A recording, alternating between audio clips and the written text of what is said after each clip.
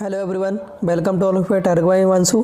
जिन मित्रों ने अभी तक हमारे चैनल को सब्सक्राइब नहीं किया, चैनल को सब्सक्राइब कर लें और बेल आइकन को प्रेस कर लें। तो चलिए स्टार्ट करते हैं। आज का वीडियो आपका रहने वाला है करंट अफेयर का, जो कि आपकी डेली वाइज रहती है। तो ये डेट है, आज की डेट है 3 नवंबर 2020। ये आपकी 3 नवंबर 2020 की करंट अफेयर रहने वाली है। तो चलिए स्टार्ट करते हैं कि 3 नवंबर 2020 की करंट अफेयर में आपके क्या क्या प्रश्न रहने वाले हैं। निम्न में से किस बैंक के पूर्व एमडी आदित्य पुरी को कार्लाइल ग्रुप में एशिया बिजनेस के लिए सीनियर एडवाइज़र नियुक्त किया गया है? A Bharatiya state bank, B yes bank, C Canara bank, D HDFC bank. तो इसका जो राइट ऑप्शन है वो आपका डी ऑप्शन सही है, एचडीएफसी बैंक। इसके महत्वपूर्ण बिंदु के बारे में बात करते हैं तो देखिए, एचडीएफसी बैंक के पूर्व एमडी आदित्य पुरी को कार्लाइल ग्रुप में एशिया बिजनेस के लिए सीनियर एडवाइज़र नियुक्त किया गया है। वे कार्लाइल के लिए उभरते हुए बाज़ारों में नए अवसरों के बारे में गाइडेंस देंगे। आदित्य पुरी को 1994 में एचडीएफसी बैंक की स्थापना के समय सीईओ नियुक्त किया गया था। नेक्स्ट क्वेश्चन है, हाल ही में किस राज्य सरकार ने कोविड-19 के बीच पटाखों की बिक्री पर रोक लगा दी है?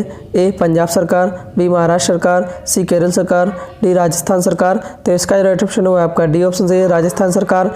इसके महत्वपूर्ण बिंदु के बारे में बात करते हैं तो देखिए, राजस्थान सरकार ने हाल ही में कोविड-19 के बीच पटाखों की बिक्री पर रोक लगा दी है। राजस्थान के मुख्यमंत्री अशोक गहलोत ने कहा है कि आतिशबाजी से निकलने वाले धुएं के कारण कोविड-19 रोगियों के साथ अन्य लोगों को हृदय और श्वास संबंधी दिक्कतें हो सकती हैं। नेक्स्ट क्वेश्चन है, भारतीय रेलवे ने हाल ही में किस पहल की शुरुआत की है? ए मेरी रेल, बी मेरी जीवन रेखा, सी मेरे देश की जीवन रेखा, डी मेरी सहेली। तो इसका राइट ऑप्शन है वह आपका डी ऑप्शन सही है, मेरी सहेली। इसके महत्वपूर्ण बिंदु के बारे में बात करते हैं तो देखिए, भारतीय रेलवे ने हाल ही में मेरी सहेली पहल की शुरुआत की है। इस मेरी पहल रेलवे सुरक्षा बल आरपीएफ ने ट्रेन यात्रा के दौरान महिला यात्रियों की सुरक्षा के लिए शुरू की गई है। इस पहल से ट्रेन के छोटे या लंबे मार्गों में यात्रा करने वाली महिला यात्रियों के बीच सुरक्षा की भावना पैदा होगी। नेक्स्ट क्वेश्चन है, हाल ही में निवासी और प्रवासी भारतीय वैज्ञानिकों शिक्षाविदों के लिए कौन सा अनूठा शिखर सम्मेलन हाल ही में आयोजित किया गया? ए वैभव शिखर सम्मेलन, बी प्रवास शिखर सम्मेलन, सी विज्ञान शिखर सम्मेलन, डी वैज्ञानिक शिखर सम्मेलन। तो इसका जो राइट ऑप्शन है वह आपका डी ऑप्शन सही है, वैज्ञानिक शिखर सम्मेलन। सॉरी, इसका जो आंसर है वह आपका ए ऑप्शन सही है, वैभव शिखर सम्मेलन।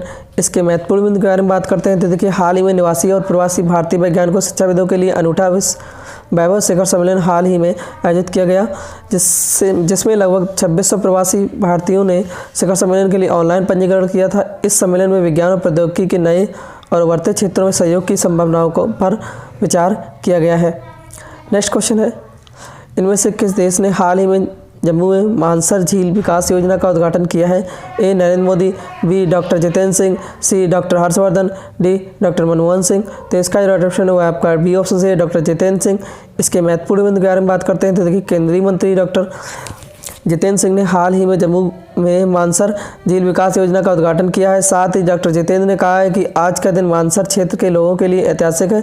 मानसर झील विकास योजना 70 वर्षों के लंबे इंतजार के बाद आज पूरी हो रही है। नेक्स्ट क्वेश्चन है, सार्वजनिक क्षेत्र की power grid corporation of India ने हाल ही में किसे अपना निदेशक नियुक्त किया गया है? ए संजय मेहता, बी अभय चौधरी, सी सुमित शर्मा, डी हरमन ववेजा। तो इसका जो राइट ऑप्शन है वह आपका बी ऑप्शन सही है, अभय चौधरी। इसके महत्वपूर्ण बिंदु के बारे में बात करते हैं तो देखिए, सार्वजनिक क्षेत्र की power grid corporation of India ने हाल ही में अभय चौधरी को अपना निदेशक नियुक्त किया गया है। अभय चौधरी इससे पहले कार्यपालिका निदेशक और सीएमडी समन्वय प्रकोष्ठ के प्रभारी के रूप में कार्य कर चुके हैं। अभय चौधरी एनआईटी दुर्गापुर में इलेक्ट्रिकल इंजीनियरिंग में ग्रेजुएट हैं। नेक्स्ट क्वेश्चन है, भारत की महिला पहलवान रितु फोगाट ने सिंगापुर में लगातार कौन सी बार मिक्स्ड मार्शल आर्ट्स चैंपियनशिप का खिताब जीता है? तो इसका जो राइट ऑप्शन है, इसका देखिए, ए ऑप्शन है पहली बार, बी दूसरी बार, सी तीसरी बार, डी चौथी बार। तो इसका जो राइट ऑप्शन है वो आपका सी ऑप्शन से तीसरी बार। इसके महत्वपूर्ण बिंदु के बारे में बात करते हैं तो देखिए, भारत की महिला पहलवान रितु फोगाट ने सिंगापुर में लगातार तीसरी बार मिक्स्ड मार्शल आर्ट्स चैंपियनशिप का खिताब जीता है। उन्होंने तकनीकी नॉट आउट के आधार पर कंबोडिया की नाउ स्प्रे पोव को दूसरे स्थान में ही हराकर यह रिकॉर्ड अपने नाम किया है। महिला पहलवान रितु फोगाट ने राष्ट्रमंडल कुश्ती चैंपियनशिप 2016 में गोल्ड मेडल जीता था। नेक्स्ट क्वेश्चन है, केंद्र सरकार ने सैनिक स्कूलों में ओबीसी को कितने प्रतिशत आरक्षण देने की घोषणा की है?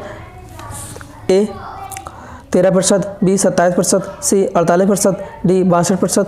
तो इसका जो राइट ऑप्शन है वो आपका बी ऑप्शन सही है, 27%। इसके महत्वपूर्ण बिंदु के बारे में बात करते हैं तो देखिए, केंद्र सरकार ने हाल ही में ओबीसी को 27% आरक्षण देने की घोषणा की है। यह आरक्षण नीति शैक्षणिक सत्र 2021-22 से लागू होगी। सरकार के मुताबिक प्रत्येक सूची में 15% सीटें अनुसूचित जाति के लिए आरक्षित हैं, जबकि 7.5% सीटें अनुसूचित जाति के लिए हैं।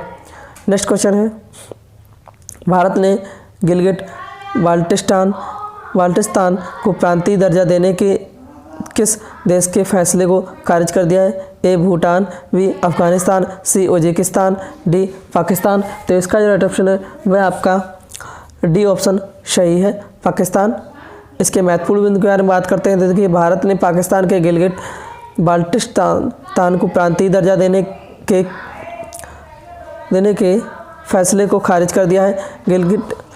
गिलगिट बाल्टिस्तान जम्मू कश्मीर के उत्तर पश्चिम में स्थित अत्यधिक ऊंचाई वाला एक पहाड़ी क्षेत्र है, जो कि जम्मू और कश्मीर की पूर्ववर्ती रियासत का एक हिस्सा था। नेक्स्ट क्वेश्चन है, भारत और किस देश के बीच व्यापार और प्रौद्योगिकी में आपसी सहयोग को बढ़ावा देने के तरीकों पर द्विपक्षीय वार्ता हुई है? A France, B Japan, C Taiwan, D Greece. तो इसका राइट ऑप्शन है वो आपका डी ऑप्शन है, ग्रीस।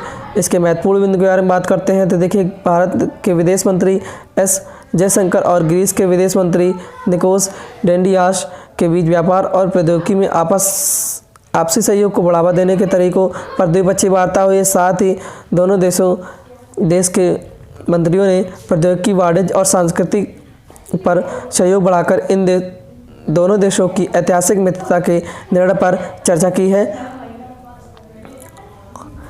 तो दोस्तों, ये थी आपकी आज की खबर 3 नवंबर 2020 की, जो कि आपकी सभी परीक्षाओं के लिए बहुत ही महत्वपूर्ण रहने वाली है। तो जिन मित्रों ने अभी तक हमारे चैनल को सब्सक्राइब नहीं किया वो चैनल को सब्सक्राइब कर लें और बेल आइकन को प्रेस कर लें। और सोशल मीडिया से जुड़ने के लिए और टेलीग्राम ग्रुप से ज्वाइन होने के लिए आप हमारे ग्रुप को ज्वाइन कर सकते हैं। PDF फाइल्स प्राप्त हो जाएगी इस पर आपको। Thanks for watching. जय हिंद, जय भारत।